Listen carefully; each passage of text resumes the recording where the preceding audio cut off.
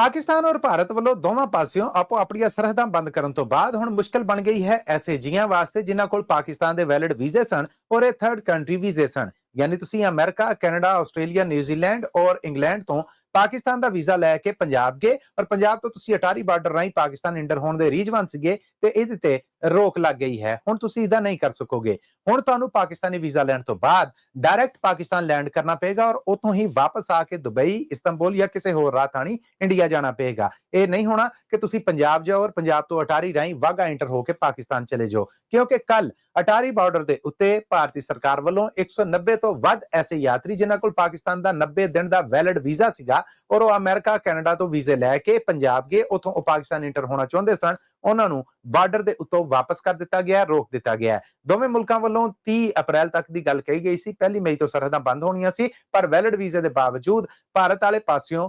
ਜਿਹੜੀਆਂ ਸਿੱਖ ਸੰਗਤਾਂ ਸਨ ਉਹਨਾਂ ਨੂੰ ਪਾਕਿਸਤਾਨ ਇੰਟਰ ਨਹੀਂ ਹੋਣ ਦਿੱਤਾ ਗਿਆ। ਉਹਨਾਂ ਦਾ ਇਹ ਆਖਣਾ ਸੀਗਾ ਕਿ ਸਾਡੇ ਕੋਲ ਪਹਿਲੇ ਵਾਪਸੀ ਦੀ ਅਮਰੀਕਾ ਜਾਂ ਕੈਨੇਡਾ ਵਾਸਤੇ ਟਿਕਟ ਦਿੱਲੀ ਜਾਂ ਅੰਮ੍ਰਿਤਸਰ ਤੋਂ ਸੀ, ਅਸੀਂ ਇਹਨਾਂ ਟਿਕਟਾਂ ਨੂੰ ਚੇਂਜ ਕਰਕੇ ਹੁਣ ਵਾਪਸੀ ਲਾਹੌਰ ਤੋਂ ਕਰਨੀ ਸੀ। ਸਾਡਾ ਮਕਸਦ ਸਿਰਫ ਇਹ ਸੀਗਾ ਕਿ ਅਸੀਂ ਭਾਰਤ ਵਾਲੇ ਪਾਸਿਓਂ ਪਾਕਿਸਤਾਨ ਇੰਟਰ ਹੋ ਜਾਈਏ ਔਰ ਉਸ ਤੋਂ ਬਾਅਦ ਉੱਥੋਂ ਸਿੱਧੇ ਅਮਰੀਕਾ ਜਾਂ ਕੈਨੇਡਾ ਲਾਹੌਰ 에ਅਰਪੋਰਟ ਰਾਹੀਂ ਚਲੇ ਜਾਈਏ, ਪਰ ਭਾਰਤੀ ਸਰਕਾਰ ਨੇ ਇਸ ਦਲੀਲ ਨੂੰ ਨਾ ਮੰਨਦਿਆਂ ਹੋਇਆਂ ਉਹਨਾਂ ਨੂੰ ਪਾਕਿਸਤਾਨ ਵੜਨ ਤੋਂ ਰੋਕ ਦਿੱਤਾ। ਇਸ ਕਰਕੇ ਹੁਣ ਪਾਕਿਸਤਾਨ ਜਾਓ ਤੇ ਡਾਇਰੈਕਟ ਐਂਟਰੀ ਦਿਓ।